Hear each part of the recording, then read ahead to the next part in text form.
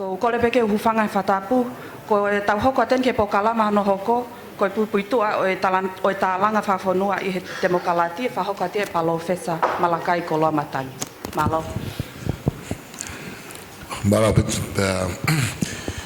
hufanga be Tongatapu ko fakat pami muan kaya ta mo ka tiao ke fakat fatongi goni kono watu ai Fusitu'a ki he whakaukau goia na ni hanga whatu ai Talanga Fakafonua ko kamata he pongpong ini pea ofa pe ke hoko ai I whamata no goia ke ne kamata ke tari ai ngahi whihui pea mo ngahi whakaukau o ku ia teki motoru pea ai ka tau mua ia o ki Polokalama Kuini bagi ngā hiri ko ia pada hoko lewa ki he penoro uruaki o e Talanga ko ia mo penoro ni muna mea atu mei muan ka tuku mua ke u whakakote ki Fusitu'a ko e mara hoke o politikare hange beka mea ko mo mea I ko e mara I whiriuri uaki pia ko e I taimi lahi ko e mara I o koe ke whaalawa ke kikite ai ngahi mea koe o wala ke hoko ai pea I hene pehe o whainata he taimi lahi ke tau honga whakaukaua pe tau hanga o whapapau koe mea ko o tau whakaamu ki ai koe mea I hoko ma koe taimi lahi o whahoko ai uhinga koe ia ke ne hanga mahalo o whakarotosi ai ka kai toko lahi ke na ukau I he mala e koe ia politiki ke uhinga koe mala e whoki ka bate te alatu ki whalearea whakatata kia moha te fotu utu e hongo fulu e lava ke mau I whalearea mahal na mau hafoi hoi fotu e ua e lava ke ikuna ko toa ngai walu koe e whai e hono e pau ke mole e ka lava ke mau e ua ko ia e taim pehe o whalahi e alotosi e toko lahi ke nau kau ki he whiri whalearea pa moe mala e politiki ka koe tongani foki taru ba me he hange peko mō mea I me tai warung fulu Tupou o whai mai ke hiwango fulu a hono teke koni mo hono pātoloaki ai liriu wha politikare na kamata ki pe ai whakaukau ko liriu pa to konga mai ki mui pa asi mai ai whakaukau koni ko liriu wha demokrati pa hake peka mea ko mō mea I ia o mai ke he wawhengo fulu o whahoko ai e fuafiri na e fotutu ke kamata ai e whalerei wha politikare whalerei wha demokrati goi no e whanua pea ake liriu e tau monomono e tau konstitutone pe ke ngahi laa whakaopa mo e whiri whalearea pea te whai ahano wahe who'ou ai ngahi wahe ngā whiri I tonganu pea au magi he wafataha wha koe whiri a hono ua I he sistema fotutu ufo ko ni pa ko whiri no no tolu amana ke tau hoko ki ai I he wiki nai tolu me hen a taha no novema pa I taimi lahi ko li fo te mokalati o me ko whiri hono tolu me whiri hono fa o go me ka ngai whiri o mahuinga be o waki ko kamata mahuinga me whiri hono wa he kamata ke whaha mai ngai me ko I whakaukau ai whanua. Ke whiri hono tolu, me whiri hono wha. Una whahanga tala mai, pe kuloloto whiunga ko ai whakaukau e kakai, ke hiriu whakatemokalati, pa moe whaunga who'ou pe I kai. Nai mahino bea, I he kamakamata mai koe, o ui koe ni, pa moe whie mau ke te whakatemokalati ake whanua. Pa ko mea I bea, pa ko mo mea I bea, o ku heni bea mo tolu, na mo kau hono Ngāue, pa mono tu horoaki ai whakaukau ko ia ko e tae ngai mea koe ne whai ke whakaamu ke kau e kakai ki hono whakaukau I ko ia o whanua aki hono whakatokolahi ka whakafunga whalearea o e kakai I whalearea ka bevok pa mo stepo hono wa ke kau mo one kakai ki pure anga ko o whanua pe ko tui ko e ngahiri koni ko tau sio ki ai ko konga ia o e whakaukau ko ia ko hono whakatokolahi o mutau sio kia I ka whakawhalearea I whalearea mai kakai pai ke ngatai ko roro tongani ka o pare mia ai toko taha pa me kakai I whalearea pa ia le pe o ko la be o la be ngahi la whakaukau wea ni una be o kai ke fe unga ai riu fai tonga te la hianga riu tonga te la hianga kai me fale ri wea mo tawaketa una be ko fu la ai riu pe fu la pa mo fale ri tonga ki ta ofi ka ta si o ange pe ku tonu kwa e ta me ku fai pe kai po ko le mo grupo ta ku pono tolu una be o ku sai be riu kau kei fie mau pe ngahi makaturiki o society pa mo politiki ke tau kei tau hi pe ke ua mole na ke tau tolu ua me mo ngahi whakaukau o ku tuu i he waha o e whakaukau e tolu ngoni ko lawe ki ai ka ko me mahana koe wahe lalahi e tolu koe whakaukau koe a ka kai o e whanua ka te tukan pe ke kau pe nolo ma mo ki mo tolu kau whaafe ke mo tuk whaafe mea aki ke ua fwe ngahi isiu pe ia o ku rotonga hoko i he mala e politiki pa be ki he pureanga ko ngai me be o ku tanga mahini pe tau tolka i hane ko ngai pale ma be ko aki pa mo fe ma o ke fatupu economic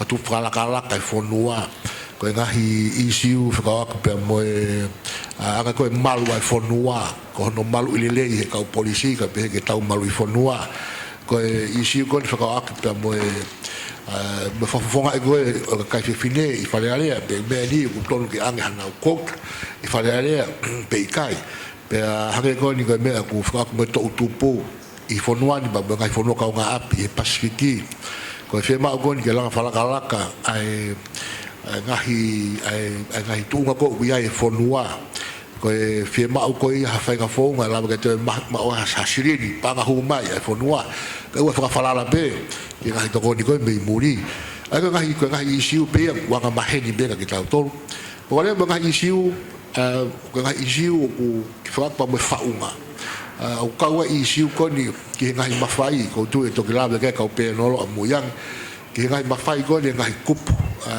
o e pure anga pe fe vai ngai mafai pe ton ke to fa la yang ha ta fa ki ka fa si ha ta fa ko ngai isiu o fe ma be ka fa ka ke de ko la be no Talanoa i pe ko la be me media no fa Talanoa ko ni ka ko tui o ma inga ngeni i Talanga ke fa Talanoa ke ngai isiu ko ni ke fa fe mai no ak pe ke ngatai ke fa ko no fa lo to ka fa ka i he tau folong ko ke te mokalati ko tal go no frangata o fa le i a kosi pa mangahi isiu na fakatupu ko tu yo ma i ngai ka ki tau tolu i he taimi ke fai Talanoa ko ni ba mo Talanga ko ni ki ngai me ko e ala ke to konta ke tau tolu ka ko la be au i ai konvesi ko na fa hoko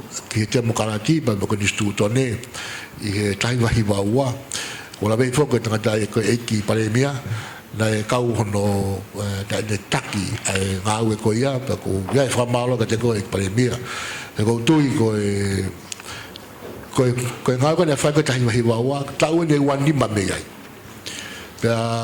ko ngai lai ka issue na e foto mai ta o wan ni ma ko mahiri ane o ta ke fe a be mo i he au ka ko konvensio tai wa na ni hanga fo ai fa ka lai ko ni ke ri pa mo te mo kalati Bene frafai go fo ai ai Talanga go ne wa ftafitu ko yo vai fra malo ki feito una pero ui ngai me go fa ka wai a Massey pa be ka la fo anga ke fai ono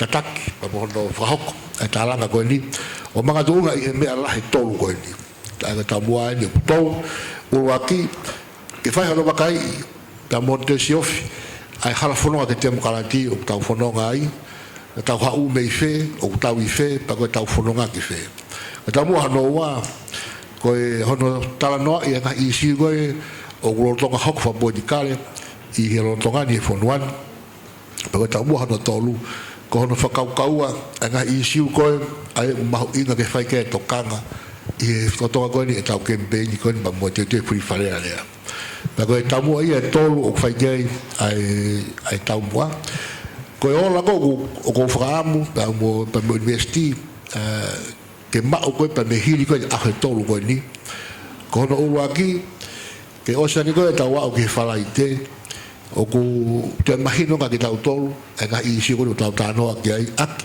e whakaloloto koe ni nei tānoa ki ai ko hono ua koe te mahino ange ke ka kai o whanua a hala whanonga koe ia ki te mukalati pa moe ngai whatongi ang tonu ki whakahoko ko hono tolu ko te mahino ange ki whanua ai sistemi whabodikare koe i hololo Tonga pa moe sistemi ko tau whenga koe ki ahi kahau ko hono whaa koe whakaamu na lawa ke pulusi ai ngahilea pa moe Talanoa koe i whakahoko i ahe tolu ka hoko mai pea ko hono lima koe whaamu ke lawa tātānaki e ngai whakaukau me ngai whotuutu koe whai a tolu ka hoko mai patau no whalema moia pa koe puranga ko hono hoko e lawa lewa ke tau siwi aki e Ngāue koe puranga koe ia aki e ngai whotuutu koe me whakaukau koe te tau whai koe a tolu ka hoko mai hange koe ni o wale me ko whahako he puranga ha whai ngā whotuutu tau pehe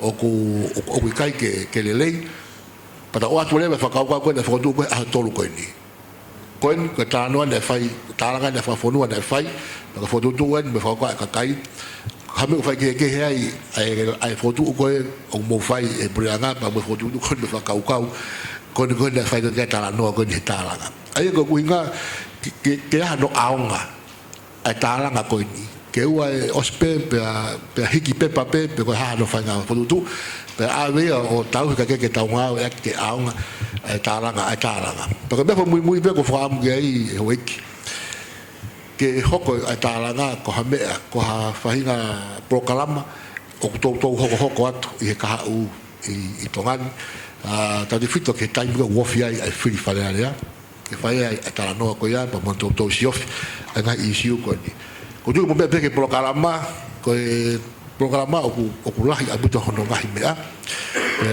kamata be me penolo kon amla ke tau hoko ki ai nga isiu whaak pa mo whaunga ai ko te mukalati ko nistu tone ko ngai kupu pure mau mawhai o e pure anga o ngai isiu fa politikale o aho e whakaosia ki ahon pe bongbong lewa o kamata ki Talanoa ki ekonomika mo e politikale pahokat ke media pa mga group e society hange ko sias mga issue fra social hange ko ako pe faos ak i falaite ai Talanoa ki he Talanga Fakafonua pa mo malu i fonua pe faos ak ko pe no le ua fa muy ko i hawata falaite ai Talanoa ki free falea mga issue go tolu ke fai ke tokanga i toka ko ia e tau fono ko ki fui falea malo ki fa malala pe ia ko ave pe ku laka pe ki mu e taimi ka ko aka ia ki pui tu ki fodu tu o fai ka ko taimi ni te roto ai pe ke tau foko to ai pe ke tau pe no uruaki ko pe no ko ni o ku ko aki ba mo te mokalati pe ko yo pedolo ko ni mi pa pedolo ko ni ko tu ya ko ke te fe ma ko fa fe lo ka ki na ua ko na ilo be be fonua o fe fa ko to ali ti la Fusitu'a ka be ho ki a Lopeti Senituli ko ya ko be ko pedolo o bongbong ko pedolo kamata bongbong ko ni malo bito ka mo paspasi mai mu o pedolo kamata ki ba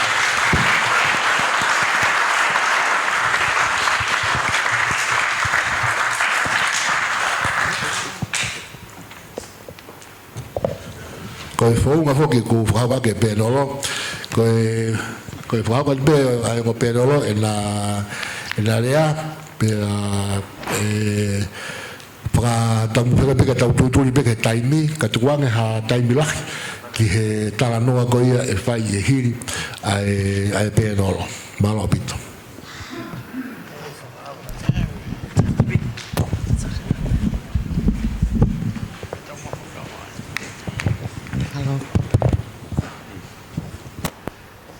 o whatapu atu ki o tua niu o universi ka koe o tua ala ofa ki te o tu Tonga.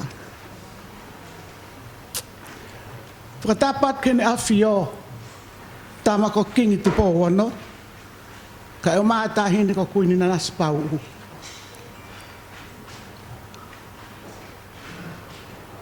Pea aku au to tolo ma whaka ete atu he. Whakatapu makehe. Isa ki lopai yone.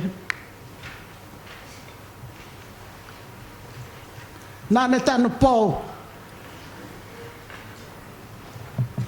Ai lotu. Pe moi pule anga. I atu Tonga.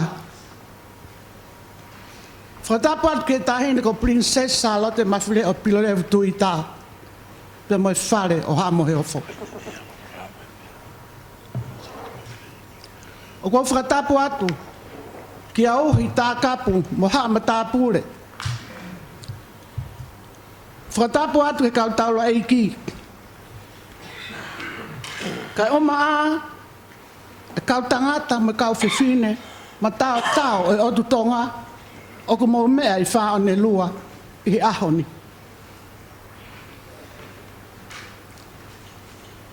Pea ku whakaha watu aki whoki, ai whakapa-apa. Kia maa atu, mo whatawhiri, mo iongoni ua. Kia aruka alala, mo lolo halai walu. Ki tamatu I pere hake epe mo hapai. Isa, ke motu ko e ua, pea te Sālote, mo Sālote, ki tonga eiki, koe vuanga ia o kakala. Ka tā mua, ke whai, hakaunga oko, ke kawenga e ahoni, ko temo kalati.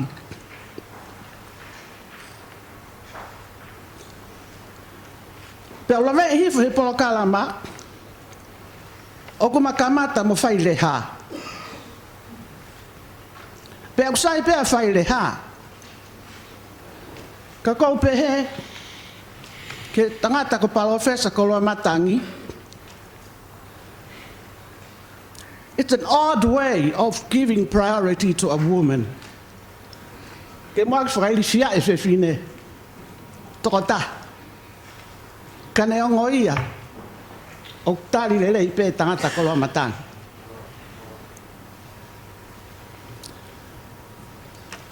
Ko tau mua o e ku whakahoha a, o ku ikai ko te mokalati whakapālangi, ai o ku mau tau kei ai. Ka ko tau te mokalati, aia, o ko kole whakamole atu, hange e kua ula vei, o tau ki tō nau ai. I whakamanatui, nā I kai koe tau toki mamata he te mokalati, e tawalu whānima.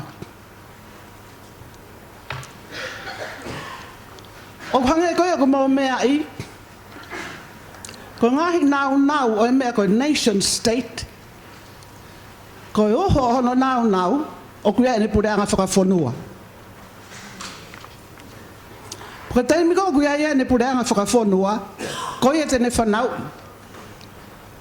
A ene whare area whakafonua. Te ria na kua mere mo ia hau eiki.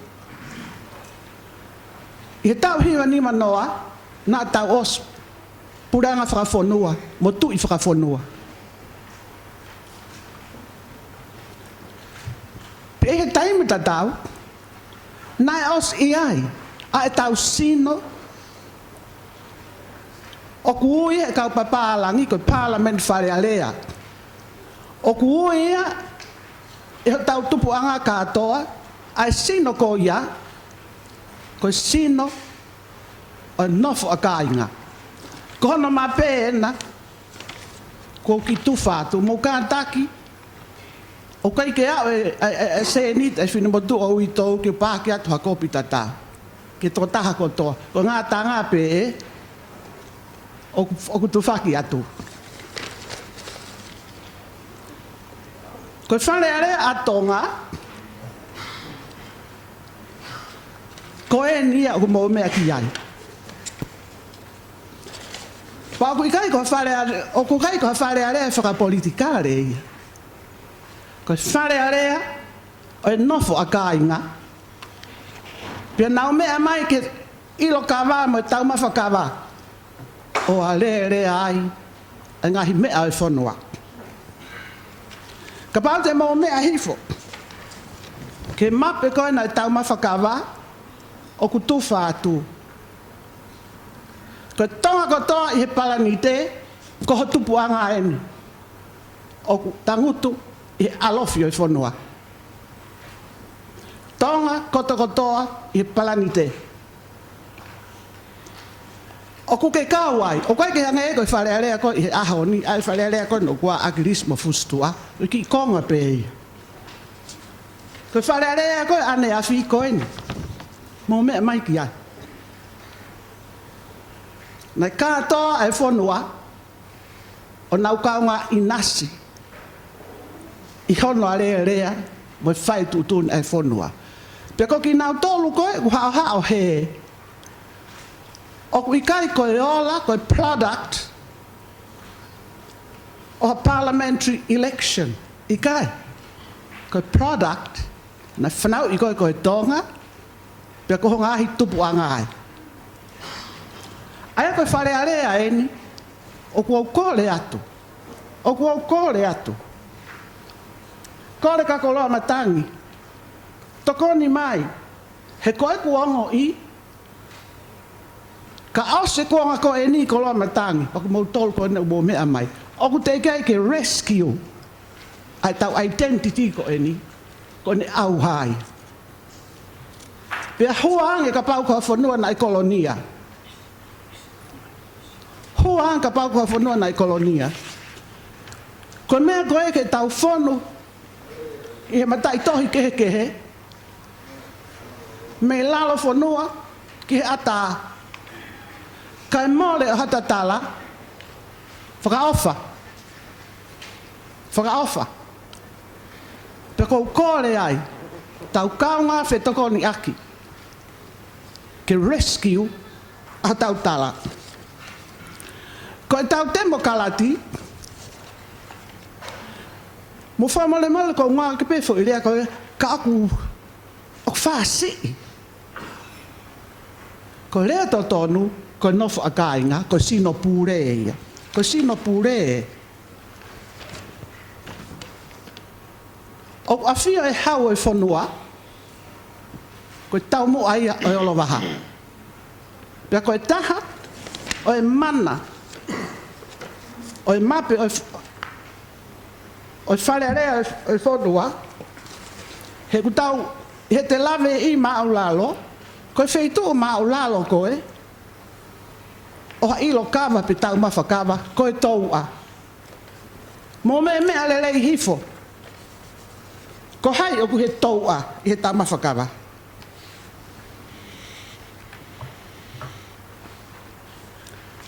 O koe toa eiki, ko vaea. Pea whahifo me ai o au ke toa ope, ko e toa ia o e tanoa. Ko e toa ia o e tanoa, o koe e toa ope. Ko hai o koe he toa ope. Ko kalani walu, ko uluka alala, mo Tupou toa. I he toa e whanua, ko hou eiki tumutumu e nei whanua, o ku nau me atu i he toa. Hangai ko kananga u whawhai he whoha koen, o ku lere e soni. O ku lere e soni, ai whaunga o wheleni te tangata Koloamatangi. Tala mai he mea ko e ni, tā ko a, ko wharearea a kāinga, ko ki nau tolu, tōpu ki mua. E olo waha e taha, ka koe hao-haonga te nau hapai o tu whatongia. Koe wharearea ia o Tonga. Tau fast track me iai ke Tupou uluaki. Tā walu whanima Ko Tupou uluaki, ko tu ia mo lea mo tua. I taha walu loto hake mai e kau papalangi lotu ma civilise. Ko lea mo tua, pe hoko atu kei a Tupou uluaki. Ko naua hufanga i fakatapu. Nana fua mo fafa. Mo kafo. Mo tulutu yo lotu. Ke na hoko ko hala whakakawa me he kua hiri kilukilua ke Senituli hono tahiwa. Kai koha mea whaingofua at all. Kai koha mea whaingofua e. Ke whake atu ke te koe e otua ai vi sone Massey ai loto ofa. Ke lama o omi ha whanua me his kohiri kilukilua ke Senituli ahone. Pako hea mea nai whai e Tupou uluaki. Ko ia na ne whao e tau lao mo ko ni stu tone. O sai pe foki a hiki mai Koloamatangi e la i pe pa. He koe uhi mo mea i ko toa pe ho eik. Ai mo ki exercise her lady's privilege. He ka ika e fiu tūri kita e Koloamatangi. Ka koe whai koa mahu inga in Koloamatangi e konga Tupou uluaki. Fā'onelua Tupou uluaki e konis tūtone. O ku tui fio ai. Ai tala o tonga o nofa kāinga. Tui fio ai mo lao. Tui fio ai mo te mokalati. Te oata whakatata. E konis tūtone ko ia. Mo lao ko ia. O ku pehe ai. I lao kere o Tonga. O ku pau ke whoa ke kau no pere ho nau kere. Ki he kakai. Ko mau tau katoa koe naka mou mea mai mo ilo i lere. I he te mokalati, that's a violation of the right. He koho kere, koho koloa. O kei tu upe ia i he taimi, i he tau la. Peko challenge atu hataha heni, na ke mau mo tupu anga a mo kere whakawhamili, na ke whakatau.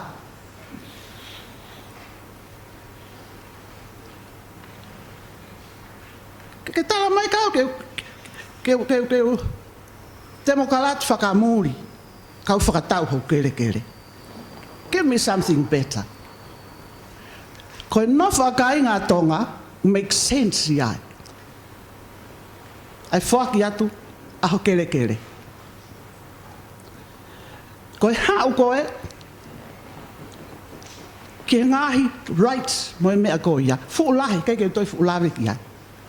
Ka kou tui, o ku mahino e poini o kou o atu. Ko e tau wala pe, ke tau te mokalati, whaka-Marxist. Whaka-Marxist ko ia, pule ai tangata, maa ai tangata, i he mea ai tangata. Ko e ahoni kou kore atu ke tau hanga o whakalahi. Ai for ideology ko ia, ko rule ai tangata, whai he tangata, mai tangata, pea, mo e nofo a kāinga. Pea, mo e nofo a kāinga. Ko ne toki hau ia, a definition, o a o mai ka tau tolu. Pea kufufi e mau, o hange koe pule koe reti o. Ko tui ko o whaki pe koe ni, ai ke tukuange mai mea ko ia. Ko tau identity ia. Ko pule ai tanga ko right of man. Pe mo right ai tanga ta ki ene koloa. Pea mo hono tala. Mo no fa kainga. Ko famalo atu ke mau taimi. Ke ke toi talanga ta ke tangata ko Koloamatangi. Malo obi.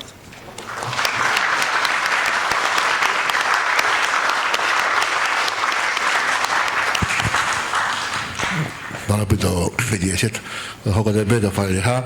Pa ko ne hiri ko ia pa to ki whaatalewa. Ki he matanga ke whai mahana whakaukau.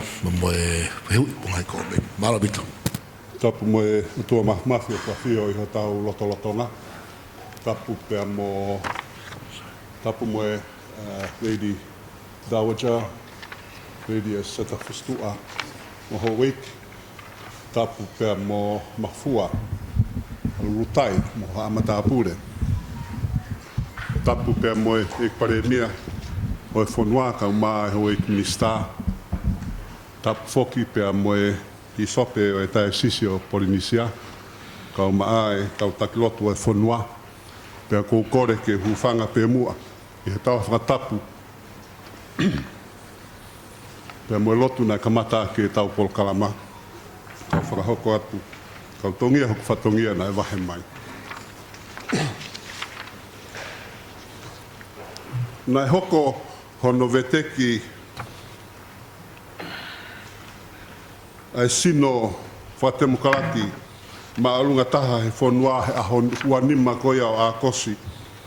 O e tauni ke ne whakaohwarei no kotoa ki tau tolu no kotoa pe pea kune whakawhei e tau tokanga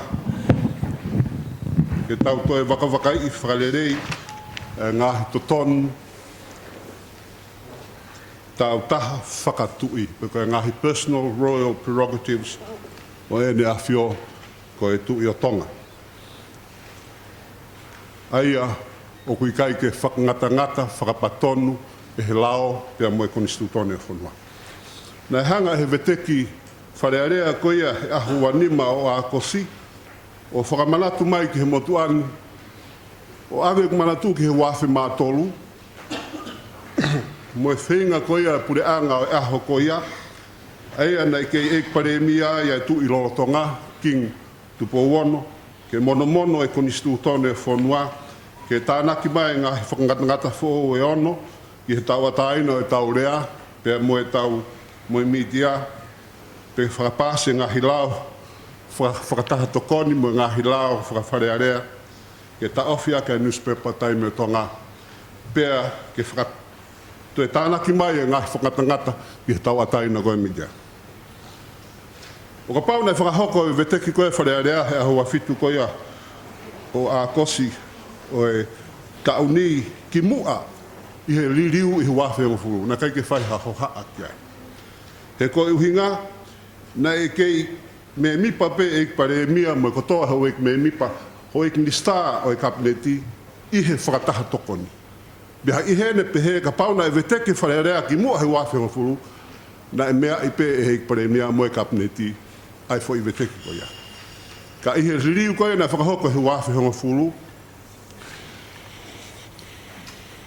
na i kai ke toi me mipa e pare mea mo e kabineti i he whakataha tokoni. I he ne pehe na tau oho ware ta tau pea mo e pare mea, pea mo e kabineti, pea mo e atenseniare, pea kotoa e whanua i he veteki koe e wharearea.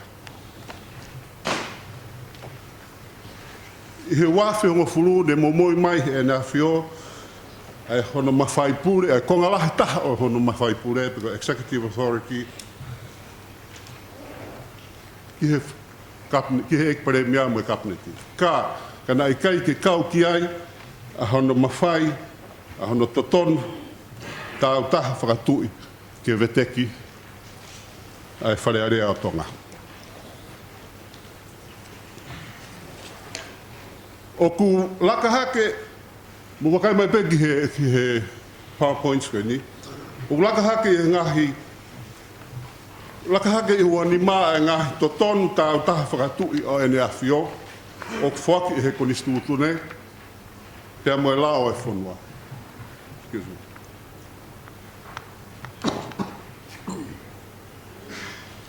Whataata again, kupu tolu, ke whinangalo ki he mari, a taha e hoko koe ea ki he taloni. Kupu tolu ono, koe eik pune tau lahi ia, pe i kai ngofua ke whai he tui ha tau, i hata e loto ki ai e wharearea. Kupu tolu fitu, ngofua ki he tui i he loto ki ai whataha tokoni, ke whamarimore e kau pōpula, Tu kehe peha taha na tautea I hano whakailo whakawharearea.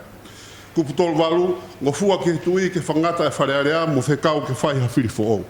Kupu tolu hiwa, ngofua ke tui ke ne whai ha ngahe tarite mo ngahe pureanga muri, I kai ke ngofua ke whai ha tarite o whai kehe mo lao o Tonga. Next, please.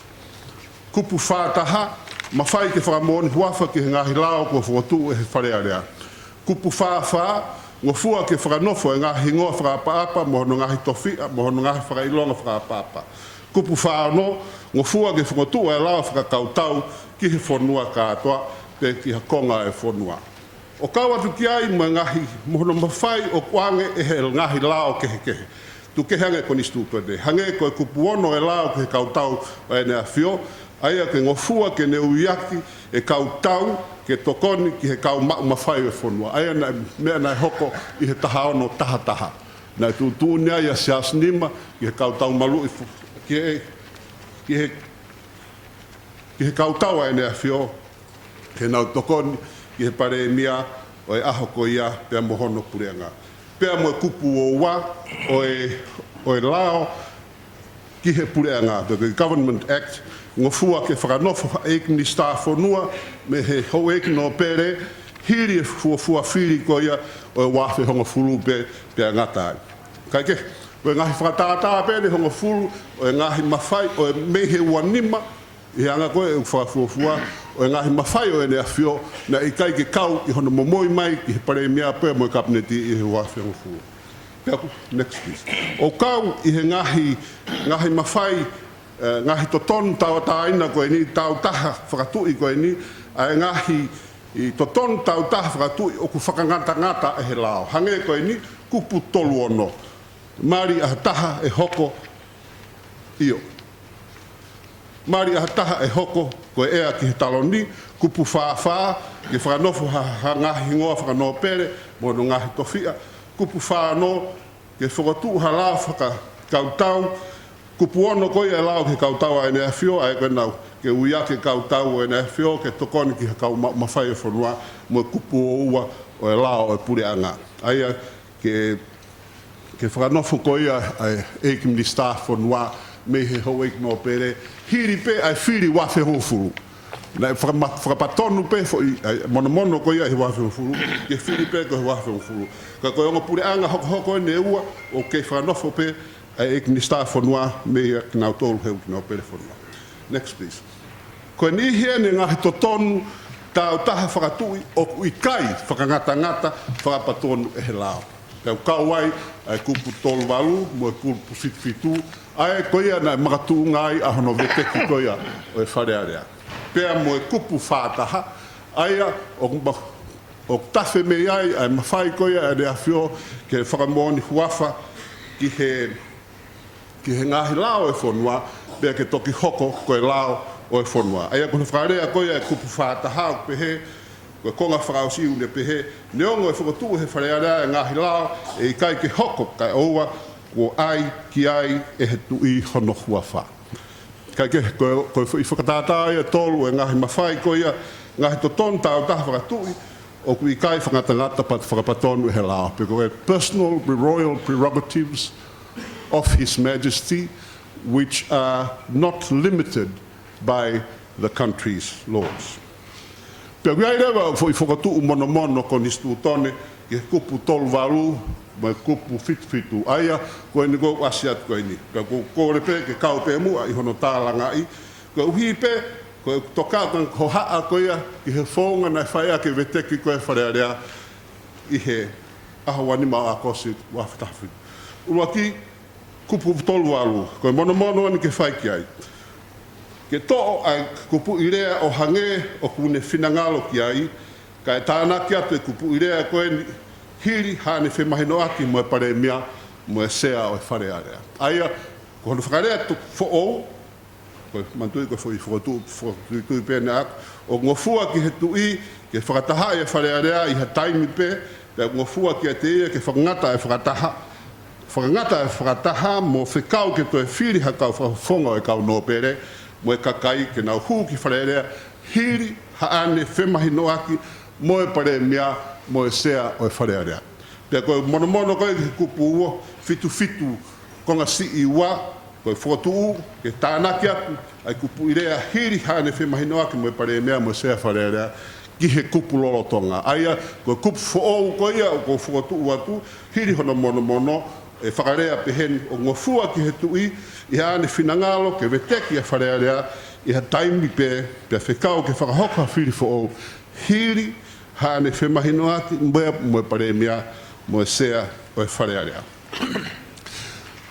Tau tuku ange ai mono ko nistu tone mo no veteki ka tau wakai ange mua ki he foi area ne taha o te ki fai Talanga ki ai fonua ka guia e kaunga to tonu ki he demokalati. Next please. Ko tutunia ni ai whamauanga kere sorry. Whamauanga kere I he hopo koia Tupou Tonga liwa hilo a wola a rea motua pia mo fia lake pa whawhitaha ni ma a sia he Tonga Law Report pes ni mano. Pia koe tutuunia ni koe na whakahoko e Justice Scott. It is declared that the plaintiff Tupou Tonga liwa ki o rea motua is the lawful holder of the title. 2, it is declared that the appointment of the defendant as trustee of the Whelakepa estate was null and void. 3, it is declared that the publication in the Gazette of the defendant's name as holder of the title Whelakepa was made in error. 4, it is declared that the plaintiff is entitled to the publication of his name in the Gazette as the holder of the title Whelakepa. Hire tutuuni koe ni, na e tangi rewa a rea motua ki he whamau tokoni, koe whamau maulunga tahaia I he whanua whekau aki mo e ngahi hingoa no pere pe mo e ngahi tofia no pere. Pea koe tutuunia ni e whakataha tokoni. Next please. Oh, yes. Koe tutuunia ni e whakataha tokoni hopo koe a Whelakepa mo a rea motua, unreported decision of the Privy Council of Tonga on the 12th of August wa whetaha no. Pea koe kau whamau I he whakataha tokoni o e aho koe ia ko Lord Chief Justice Paulson, ko ia na Presteni, pia na kawat kia e ne awhio, King Tupou, Lord Tupou, Lord Dalgeti, Lord Choni Mandrai Wiwi, tangata Tonga, pia mo Honourable Kato. Pia koe nau tūtū nien.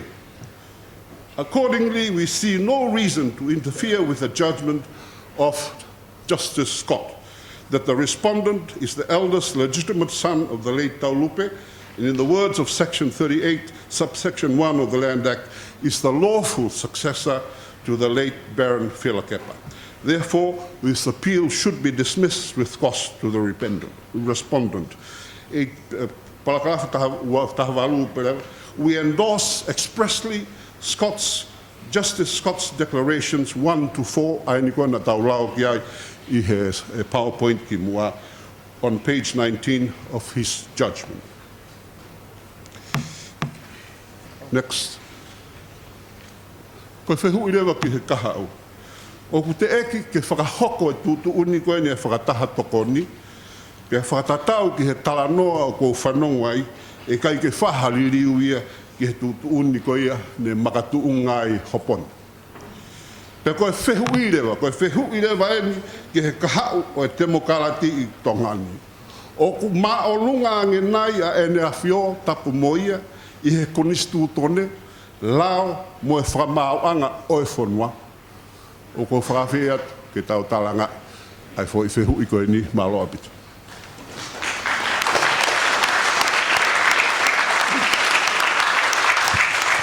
Whamalo atu a whakihara pe whoka Lady Eseta, ko tui koe mo rea mahuinga ani pa kona whotu mai ai whakaukau mahuinga apito kamata bebe mai Lady Eseta ki he whare area koe ni o whanua ai koe nofo a kāinga pena e tanpo ia tamu mei tuai pea koe whonga ia ko Rau Senituli a hono tesi I pea mo hono wakai I pea ko kei mo uipo au mai ki a honi pa koe rea mahuinga na whai reha koe tānoa whakeni ki isi mahuinga ni o e aho o lolo tonga hoko ia pea ko le ko na fai le ha neu la fai le fa le ba o mala tuai ki he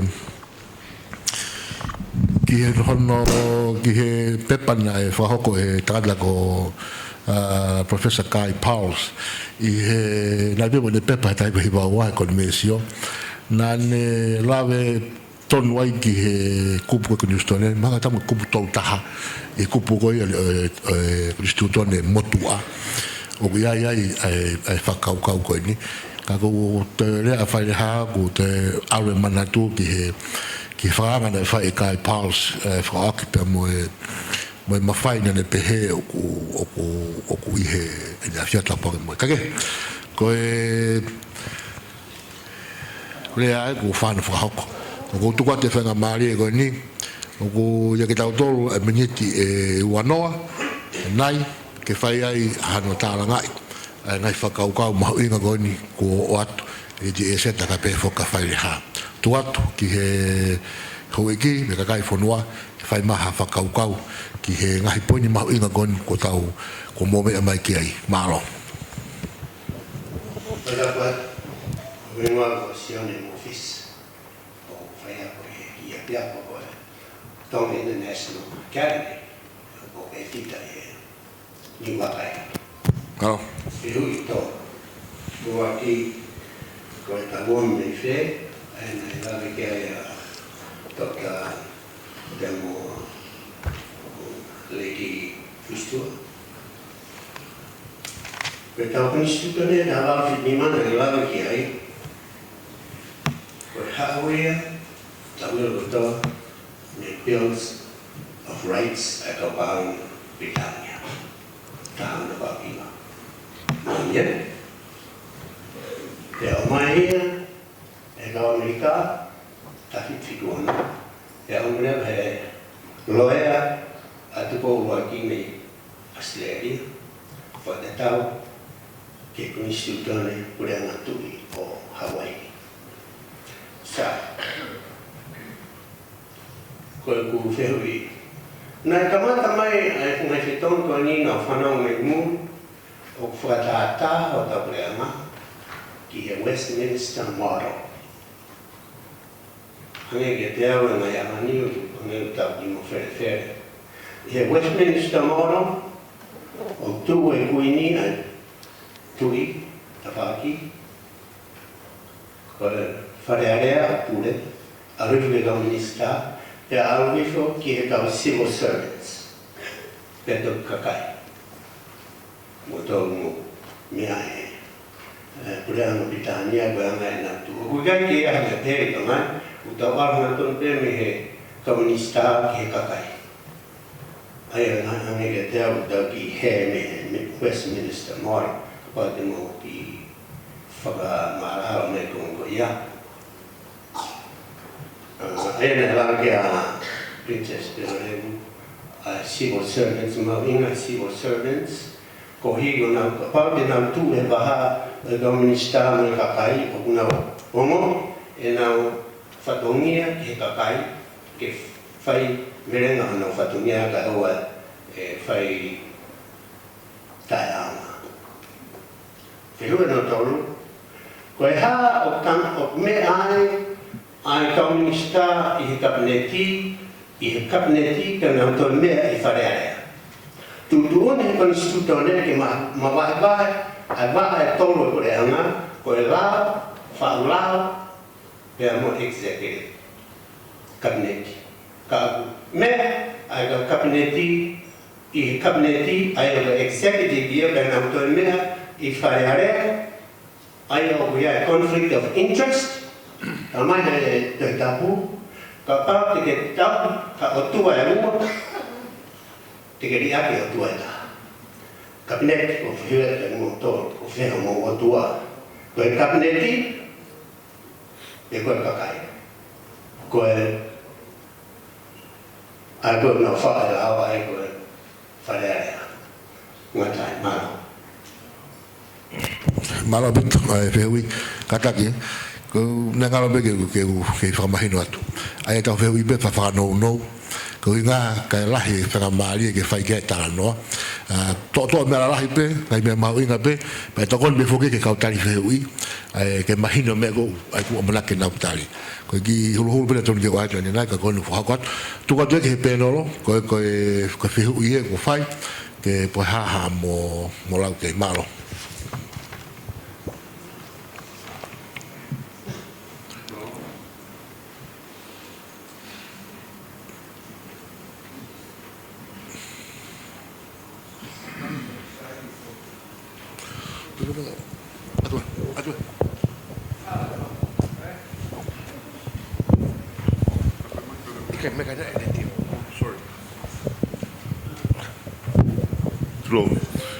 Ke whehui pe e wā me tolu nā ku mau pe ko kore pe ke ulawe pe ke pe koe tau mō tolo o ke based i he Westminster model. Ki mua i he wāwhi hongo fulu, i he liriu koe na whakako i he wāwhi hongo fulu, koe whakauhinga ea koe tau mō tolo na kui au ia koe Westminster model. He koe mixture ia o Washington model mo e Westminster model. Aki eni. Koe Washington model koe konga koia o e tau mōtoro i he ki mua he wāwhenga fulu na e based i he Washington model. Koe tau ataina koe tui ke ne whiri e ne kau minista meha tapa pe o e whanua. Hange pe koe mawhai koe a presidente o Amerika ke ne whiri e ne kau sekretari pe koe ne kau minista meha taha pe o e whanua. E kai ke whau mai i whare area. Koe konga ia koe e Washington o e tau mōtolo. Pea koe Westminster model level, e konga koe o e tau mōtolo, based on whawhonga ai mai ai ho ek no pere whanua, ke nau whiri maha nau ka whonga, pea koe ka whawhonga kakai, ke whiri mai he kakai o whanua. So those are the two systems. I he liriu koe wāwhenga fulu, na tau ai pe tau tolu ia, e tau mōtolo whakatonga pe. Liriu rewa ai te whare tapa tolu, whare na iai e te pire o e ho ek no pere whanua, te pire e kau whawhonga kakai, mo te pire na whiri he na whio, o liriu rewa ia tapa ua pe, o two-sided whawhonga kakai, whawhonga rewa ho ek no pere, pe nau whiri i rewa ai te pire hono tolu, o e kau minista e whanua. Whihui koia hono tolu, whelawe i koia, pe moe, sorry. Koe whihui hono tolu, whelawe i koia moe... Conflict of interest.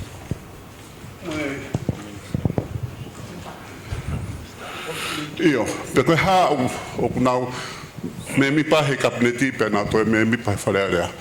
Koe mawhai koia o kunau i he kabineti ai o matunga ia me he whiri mai he kakai ki nau tolu ke he wharearea. It's on that basis on which they are then elected i wharearea ke nau hoko o me mipa he kabineti. Koe uhinga pe, o kai ka hea me ai a conflict of interest i hea ngai wakai mau. Mara o pita ko ki lawe no pe aku. Whamalot ka moko fisi ki wheu ipa moi comment. Ko tui tako lahi mau pe u mea ko ia ki whakawhalahi. O mahi no. Ko tau whiwhiri koe pe e ui e tau motolo koe haa. Koe whakotu ue taha. Koe wash haa koe ala e Senituli. Koe Westminster. Isn't that vulgar? Hame koe ke ui ai pe, koe Tonga. Koe motolo a Tonga. Koe pe koe motolo a Tonga. Pe toki Fā'onelua ki ai kakano o Tonga. E koe ta motolo ia. O koe keha motolo i mamani. Tene hanga o whakaha mai. O Sālote e tapu ia o taingata. O koe keha motolo i mamani e kamata. E ko distutere opehe. Pea e he whinangalo ki ai. Ai otua. Wakai mai ko tau ngai koloa. O e tau ko nistutone. Ko motolo a Tonga. Whewhea kau tangata ma kau whewhine. Sere tau whanau ko e. Sai ke ai ho mo kuonga. Ko mau ui atu. O atu ka mau tolu. A tau hingoa. Ko i mo tolo a Tonga. Malo. Malo. Ko i wha whatapu a whaki. Sara tango puloka me hawa dolosi, hawa kautua, Tongatapu waki, Kolomotua. Kita anak yatu. Ko tu e tainimi ne whakamari I whoki mai koe Westminster pa mo Washington model. O kia e ku utopia. O kia e burang hau aku. I'm working on it, Professor Koloamatangi, and I would like to submit it to your university.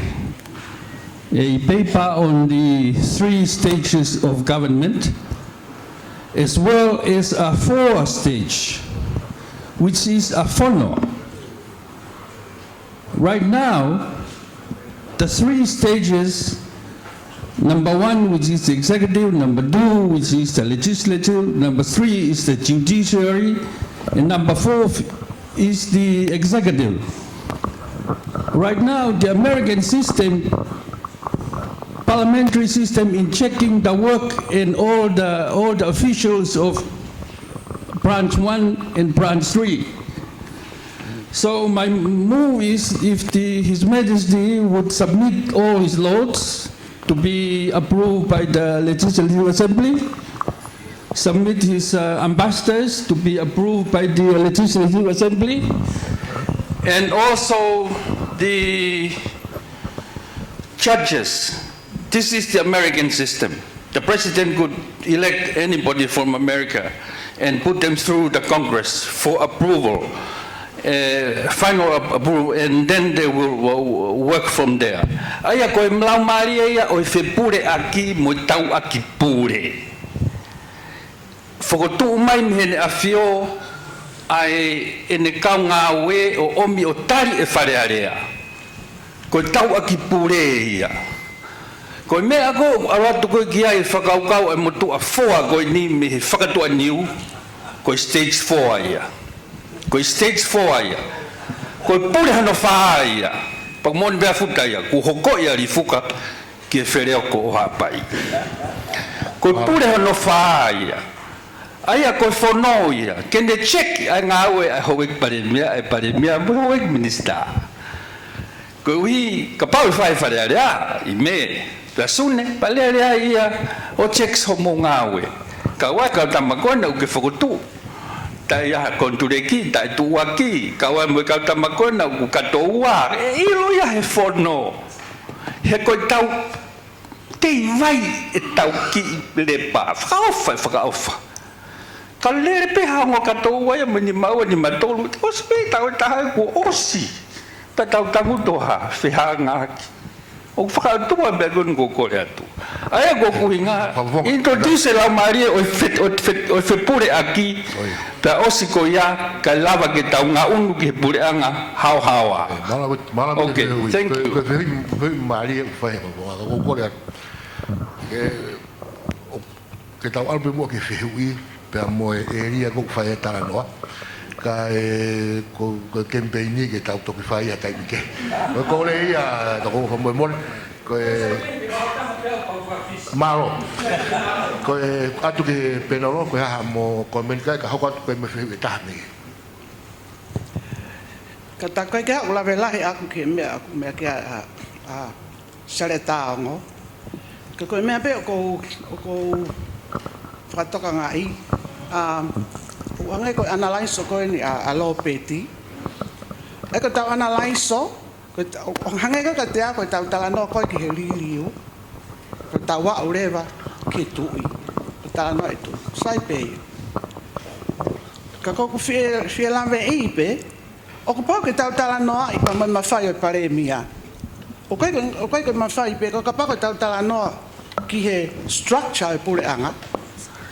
Pe mo na whakahoko o whatongia ko ia. Ko pouturiki e. Ko te awhio. Ko paremia. Pe tau pehe mahal mo whare area. Ko me pe ko whi whatoka ngā I ko whaamu pe. Ka paurewa ko ka veinga. Ko tau wakai I ka kato. O sino I pure anga. pa mo performance ko hanga me oku sorry ko ke uhinga ke analyze ko uhinga pe ko ha uma fai oku ia me uma fai oku ikai he ko me ko na lava ke ai a Lopeti ko pe ko to ko le ka Lopeti pe ko ha uhinga ko oku no fo ai pe ai Talanoa e mafai o tui kai fefe ai other key positions ko pare mia mo se a faleare ko ia pe mala ko o ka pu ko pe no lo i topic ko ia ke mafai ka ku atbe ka lo bet ka tana mai tano au fai ia malo bito ko ke hu fa pe mo na he ta fa tapu ko fe hui ko ni pe ko ha hinga ko concentrate ai pe hinga ma fai ne afio hange pe ko formatala ko na fai na Moimoi he ne afio I he liliu ko wa fe ma fulu ai konga lahi taha hono executive authority konga lahi taha a major part of his executive authority can ke retain pe ai ni pa ko fratatau he ulau ko ngahi ma fai na e wanima at least 25 pa ko pehe ko ni he wanima ko ia o I kai ngofua ke toe fakatapu pe fangatangata e ko ni stutone pe mo la fonua pe ko me ko o kuhinga o hake pe ko ke tau kwa pe ke to tonu kwa ke ia hanga mafai ta e we ia pehe I he konga ko ni hireliu ko fe hu ko fe kawaki pe te taulawa incorporate ai fono o tau mafakawa ki he faunga o e pureanga tape mo e paremia ka go tui pete ne mantu ilere I fotu tu ko komite mo kawati ai na ngahi mo tolo pe ku hen fok mo faifkausi mo te ve na se komite mo kawati na fotu tu ko ngahi mo tolo ke watu ke komsoni falearea ko na na ahia e fonua pe mo mulina ke o mai fokau ko e kakai na taha I ngahi mo tolo ko na fotu ate komite mo kawati ke faunga ko ia o tau pureanga ke iai ha upper house ko ia ke kau me mi pa ko he o no pere pe fonua ka o tki ai me kau life fears pe mo kau mata pure ma tofia hange ko ia ko House of Lords ko ia Britania o iai ho nau firi ho nau ka fofonga ki ai pe ko Paula ko ngahi lawa fonua ke frapas me falearea o ave o endorse e he fare ki olunga pe ko fono pe ko House of Lords but that was na kaui e ngahi fotu ko e mo tolo na watu me komite mo kati kana I kai ke tari e fare alea na kai ke tari he National Committee on Political Reform National Commission on Political Reform pe na kai ke tari fare alea malonse malabit ka taka to foka ausi pe ko ho ha ke ikai ko ke kakato o kuiai pe ma uma fai ta to we ia o paremia o kuiai ma to uma fai ta to we sia to we ia o sea falearea hangai ko tu ni kabineti ko Pasifika toke ma ka ngas ke tali pole he kabineti ko tu ni kabineti ko paremia ko me ko e io ka kabineti pe endorse paremia ta we ia ko me pe ko toka ki ai ke I think ki to ki hiki to hake ai ki loloto ko o tata na ki famatala ke mahino o iai te mo u mafai ta e ue ia I ta faki ke o pure anga ko e pe malo yo fo malo te ki fa mari o ku mahino fo ki ko pe no lo ko ni fika o aki mo te mo kalati ya ko Talanoa ki hono hala fononga ko wafe hongo fulu ko maka maire mahu inga ia ki to temo kalati ange ko fehui ko o atu o ge taimi ni ihi o ku iai a te fito I mo oni pe ko principolo pe ko high level discussion o fai aki ai fo I foaki ko o wafe hongo fulu o ku kehe ia me hono fatu ko mo hono liliu o ko ni stutone te fatata aki o ka pau ko principal na fai ake kore pe foaki ko executive power Ko hae uhinga na ta walai ki he la whamauanga na kai ke kauia I he kore mo foaki. Na tau ataina pia mi mua. O kuhanga rewa he mea kua tala mai ke te tau tolu. Tau wakai I rei ai principolo na whai e foaki whakatemokalati ange. Aia ko ilo I, ko e tau hanga e he tui o mai hono executive power ke whiri e he kakai. Ke whawhai ke he ia mo whakatonu tonu ai ngahi liu lao na e whai ke konistutone. Aia au ikai ke whenā pasi ia.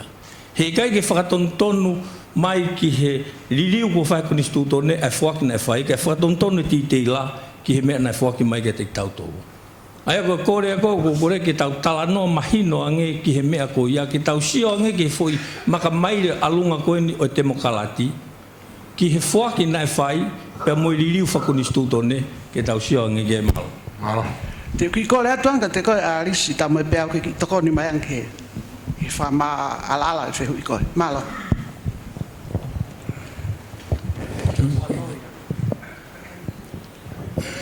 Ki ko le be mo te ke hoko te mea koe ka ki ai peo ki lamlame ke ka winga. Koe wakai koni ke Polokalama o pe e foke he foi subsect koni pe mai. Koe temo kalati. Pa koe ngorea eni koe le ti Fusitu'a pa mo Lopeti Senituli. Pa koe whenga ko ata mai ke uhanga ange o ai ha foi definition. O e temo kalati ko hui ka tau whakafua ki ai. Pa uofia pe u whakaukau mene mea kai palofesa. Ka waia te mo hau ki whakaukau ki ai. Ko temo kalati ko ha sistemi. O ku whiri mo whetongi hono kautaki e kakai o e whanua. Ko ha sistemi o ku lava o whiri e kakai hono kautaki e ha sistemi e kakai ko e whanua e ha sistemi o tawataina mo potpota tau. Ko ngai ki whakaukau ki ai. Aia, ko ngai whakaukau, ko kakai kau ai ke pure I, ko nau tau o pure. Ai kakai kau ai ke pure I. Ko nau tau te nau talamai pe ko hai tautu he sea. Ko mea utau lotonga whai koe ahoni. O lotonga tau campaign, ke whiri mai ki tau tolu. A mau tolu koe o politiki. Ka, o mahino pega mau tolu koe defito I pure o kui he kakai. Koe ki pure koe no mau he taimi ni. Koe ki pure whakataimi pe ia, I tau pe whaa. O koe kautamu kou pure au pito, koe kakai. Pea koe pure whakahangahanga pe he kakai. E whakahangahanga pe he kakai. Ka wale o kuiai hakakai o ku pure, nei kai ke whiri he kakai o totonu ke tau whehu ia ia. Hai mea e whai ki ai. Kea ngai a koe au ki whakaukau. Nā toki mea mai ne whehu ane nai nau whanunga te pe mai. O ku pure anga ke kau ngā e whakapure anga pa mo kakai. Asena ke nau tuk tō mui mai. Nau tuk tō mui mai. I kai. Koe pure koe kakai. He ko nau tōru e tau potu e nau whai tūtuni. Koe peu ki... Malo, bako tui koe komen mahuinga e ku. Ki hono whakaukau I koe hae tau hinga he taimu tau ngā ke rea te mokalati. Koe whakaukau pukia koe whakaukau hono whakauhinga I whakaue site ia koe te mokalati. Maha koe Talanoa pukia nia, koe Talanoa e nia whakauhinga a ki tau tolu, ke tau tali hen kau whamaloa, e musta, e whamalana koe. Lopeti tau kōna pena e mena ke lawe ki ai. Io malo na ku fela bel ki he hu I na hake to I wata ka ki foki mo ha uhinga o tau la bel ki fa mauanga a ko pe o ko fa pa la hen ki he la ku unga fonua king sias nima na ia I pe na ke hanga pe ne vi son ana ko ni ki he va ko ia o e fa mauanga ki he ngahi I sino ko ia pure koe whanua, whamauanga, koe whataha toko ni, kabineti, me pare mia, pia moe whare area. Koe ni visone koe, ke toi whakatu, ai I post koe koe Lord Chancellor, pe koe tui kansela. It was totally George V's idea. O ne visone ai ki he taimi o Sir Thomas More, i he historia Britania. O Sir Thomas More na e pure whakarewa ki he whakamauanga e whonua. Ne taimi ni whok, o tau iai mo Judicial Commission o Privy Council, o ka wat ki ai Law Lords. Kana iai, na koe visone koe, a seaus ni mā, tapuanga mo ene awhio ko mga whonua. The Lord Chancellor, he wanted to revive that era of Sir Thomas More's ability to control, totally independent from everyone else. And unfortunately,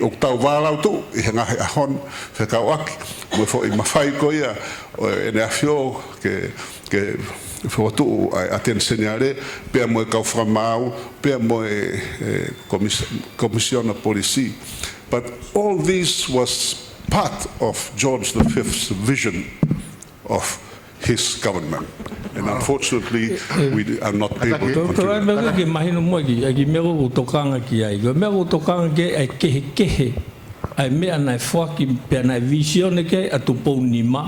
Mo fa'ula ko ni ko fai ke ko instituto ne aina o ke tala mai pe o ku kehe na e finanga loya mo visione kehe pe ne tuku mai ne visione fa'ula o ka fa'ula o kehe ko wa do foi kehe o me ko ya o tonu ke fa tonu ai te mo kalati ke me ko ya be ma ko te mai no ka ko hinga ko tu ya ko ka pa ko visione que tu vas avoir executive powers, donc on est les femmes là, fantastique. Imagine pourquoi pas venir au fakataha que mais.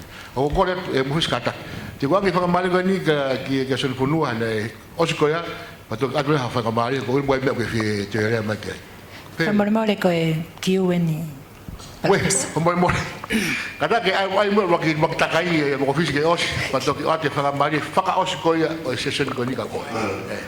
Ako matoaki fa apa hini ki Tonga katoa Fatapu. Ako kore ke hufanga tuenga Fatapu ko si afaki. Ka ata ke frahoko tu ki fifiriko ni pala office. Malo e Ngāue. Pe malo e Fa'o Polokalama ko ni ko bakai ke Polokalama ko o lava mai foki me university ko e feitu ia ku tauhanga ki ai ki o mai mea ilo.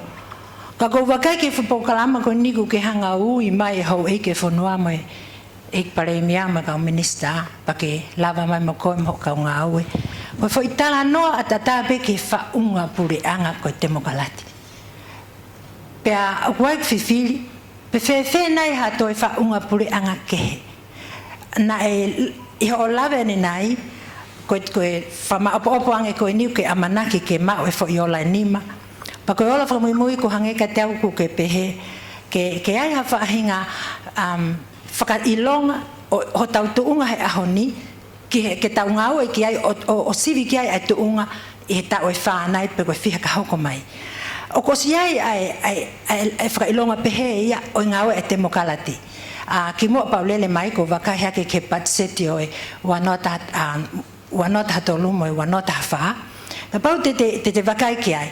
Na iai whainga mea koe grant, ai ko whakaukau koe o mai eni ke ai ke whakatu e te mokalati ke kakato i tongan. E foi ripotia ko ia, o whakautu ki olunga mo ua e whonua, pa koe grant e taim koa nai whiunga nai mo paanga hiva miliona. E ahonia, ko laka hake ia, e pese te ni manoa ke toi tānaki mai ki ai grant. E whakautu ai pe ki whe ai fo ilere ko ia. Ko ia o ko whehui atu, pe ku kaina ke toi aha whaunga pure anga ke he ia, e more ki ai taime whonua, ka koe ni pe.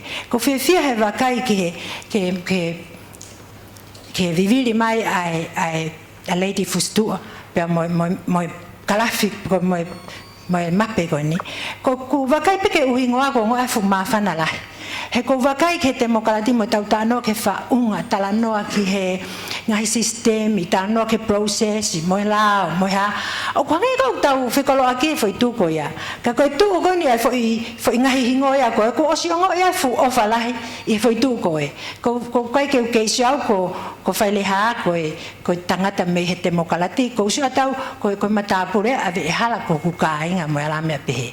Aia ko o mauinga ke omi e reo ko foi traditional ko conservative ko foi hui whakaosi i ho mo wakai ko ia ke te mokalati mo foi mau ko na tu hui mai whai leha foi mau ko ke whakaak mo foi mawhai ko tui ke ne hanga ko o vete ke whalearea hanga lewa whai leha o mai whakapatonu e lao pane o mai foi lao ko ni hongo fulu ko foi whakapatonu e mawhai tui pe ausia go apa ni whakamuri tuki ak ene whanongo Talanoa ko whainga sistem na enu tau loto ki tau Moimoi ai tu au whahatu o ko lawe ko laha ki ko ho mufe me aki ko whakanoa ki ho mutai ki loho ata pe te oange ai hokat pe osia pe sion pe whakaosia ki a mopisi ke pe me mahuinga ko ulo ke whiarea mai ki ai o te koanga leha whanga maali o pe noro mo kataki pe ke mo tatari pe o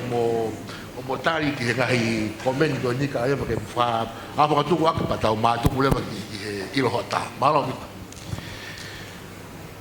ko le ke o fa nga e fakataha ko si avaki pe ke o fa nga pe tan mal ho tau fonua kata mo tu ko kita ko whanana ki fualu me he api ko alofaki Latu i loto Koloamatangi ke kau atu i he Talanga oi ahoni whakawhiawhia ko e tau lo nuku mai te fofola e whala ke whai ha Talanga he kau whakeni he mea mahu inga ko e lawe ko ia ki he konistu tonne aia ko e foundation ia ho tau society. Ia e mea na lawe ki ai whaireha pe o oni au pito. E anga whakawhewhe a hono li liwe konistu tone ke au ke tunga ko hoko ai konistu tone a Tonga ko konistu tone mau lalo taha ia ngai whanua komniweli. Whakatatau ki he whatotolo ko ia nei whakahoko e Peter J. Persgrove aia nei commission ia i he Commonwealth pea i he kupu hono walu tolu pi konga hono wa tukupe mua ke o lawat the Lord Chancellor shall unless otherwise provided by law have complete discretion to exercise his functions powers and duties independently without any interference whatsoever from any person or authority. Kaweni i he foi foko tu whaka vare whauwhaua. Aia oku kei whehu ia motu ani pena ianga whe ahono whakapāsi ai foi kupu koini tā koa o kuiai ai tokotaha ia maolunga ia he lao koe Lord Chancellor ia nai lawe kia ia whaireha whakatu o tā maki moni koe tu unga o kia e tau konistu tone whatanak ben o ku tau ki i nofo tauria i he colonized perspective. Neu Talanoa mo Palofesa hufanga ane afi pe toki folau atu.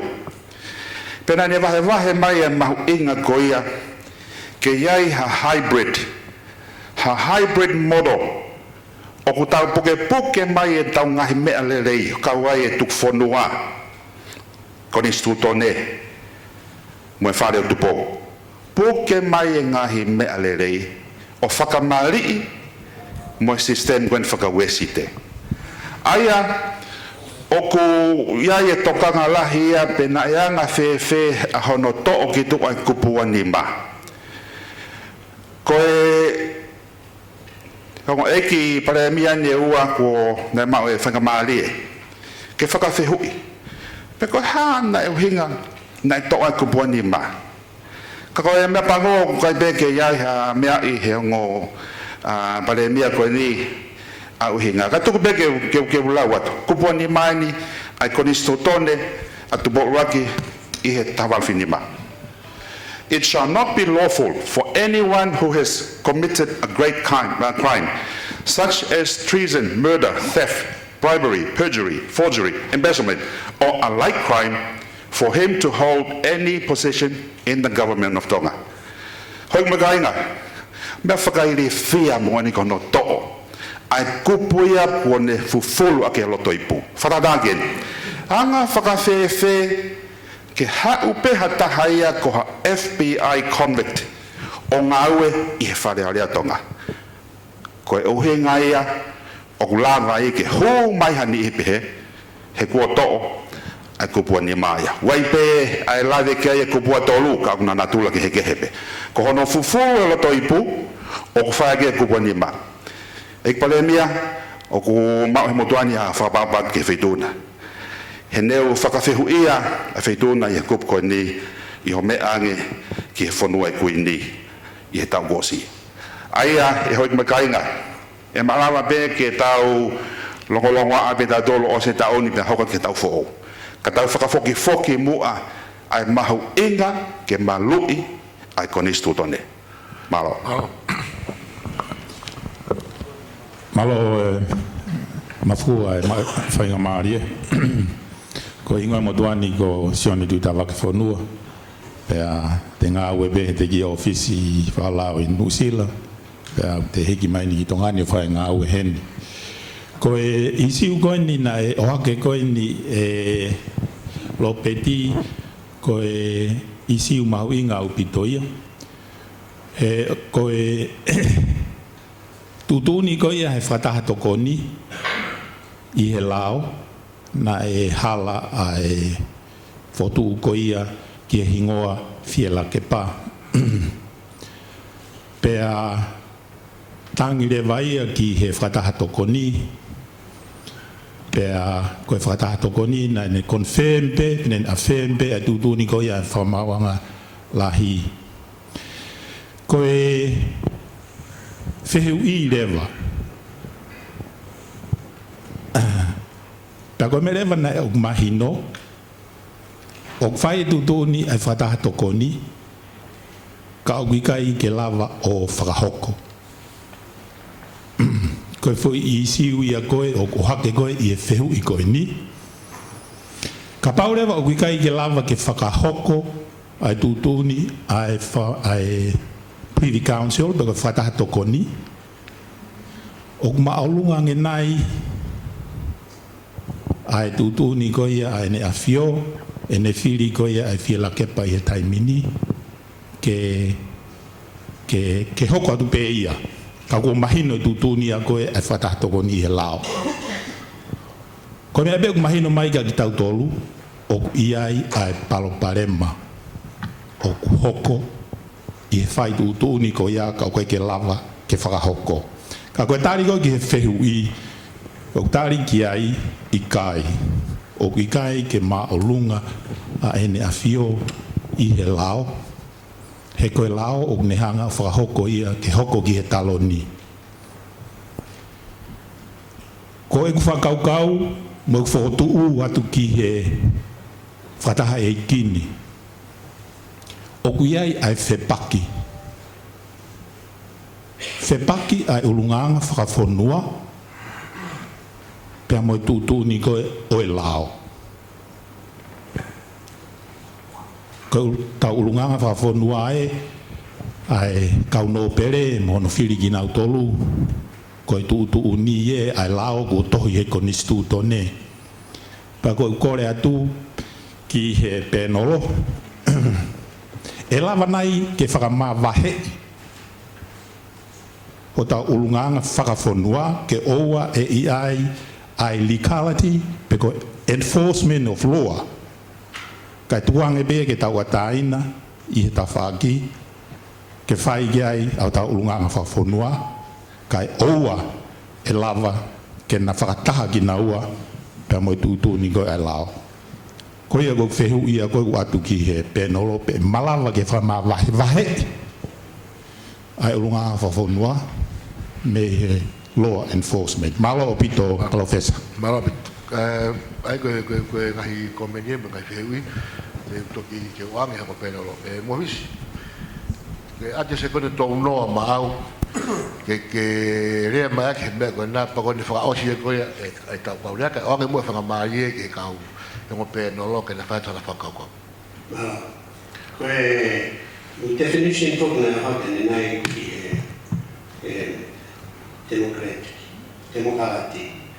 Demokrati uaki pure atau lain, mereka itu hak yang ini.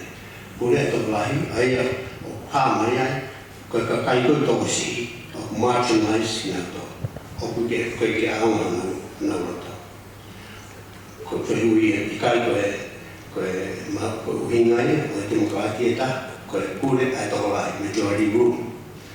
Kau honorabe, kau mafai itu Engkau tak selalu kiai, kau tinggal bilanya, tak tahu pe, orang mafai tak tuli, ulaki, uikai ini Paula, uikai ini tanah pang, tolu, uikai ini hang, fangufua, perihang kena otak, tak manufa, tak kemari hatai, pada awal bilanya ke Katolika, sah, kau pehu dia baik, kau biasa ke mo mafai ta tu malo watu ke o benolo ke fa mo ha fa tu ke tau session go ni tau ko tu malo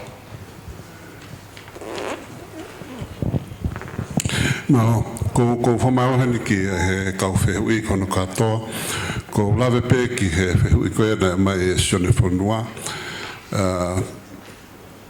ki he pe oku pe gulava ke fa mabahe e Talanga Fakafonua me la fonua I he gulava I o ku kai ko haloea o ku kai ke hanga e la fonua o fa pa ai ngahi I tutuuni fa tu fa holo fonua. In other words, the law does not recognize customary practice and beliefs, and I he ne pehe Okatoton ke mo'ulaloa Tongatapu ki he lao e fonua. Koe anga e gulawe e. Koe whehu I koe na e hake koe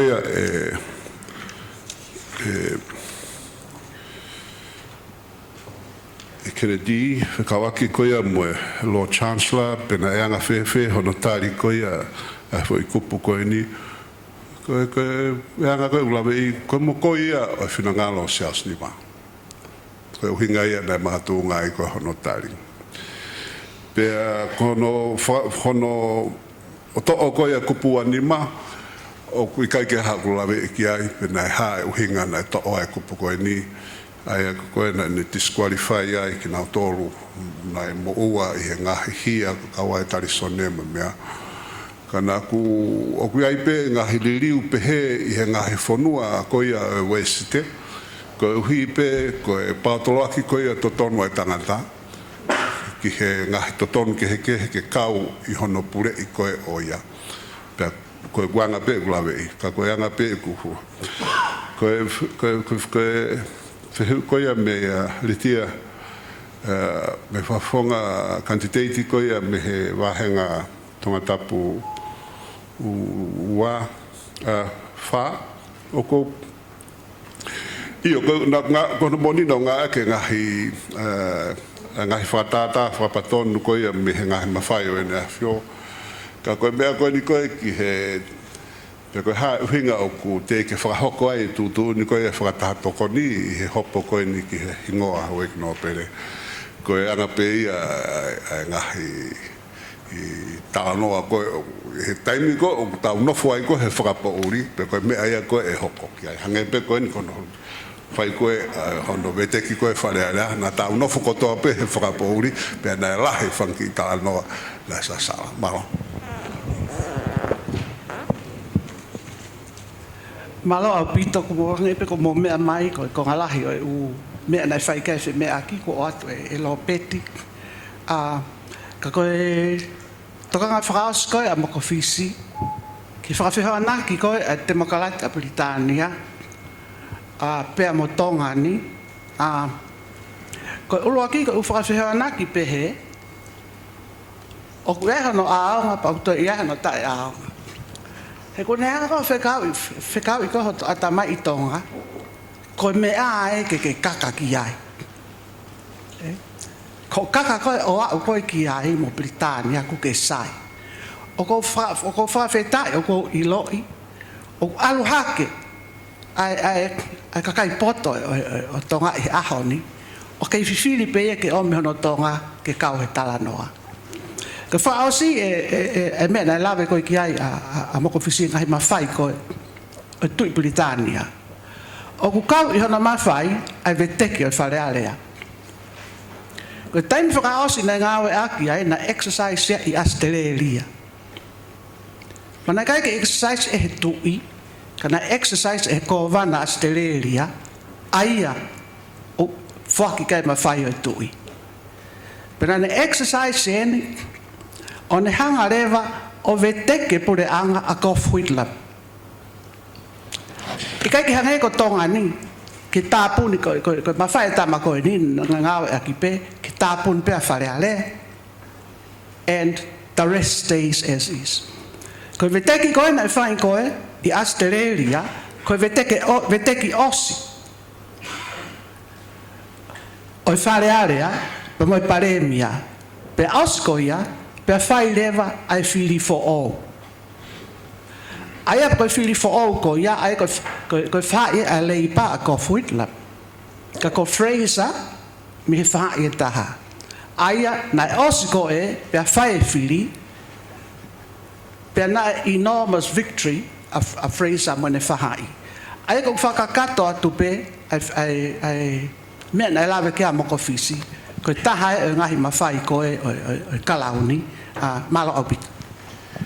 Pie wawafonga pe tālanga e reji Eseta pe ki a whareha a ke mau whamalo atu ki he wahe mau inga ko mo whahoko kamata aki e tālanga whataonga pe ki whaki ira te ki la te mo nga ngahi whatongia ngahi ngawha whanu fuesia I he tawake ke hoi moi.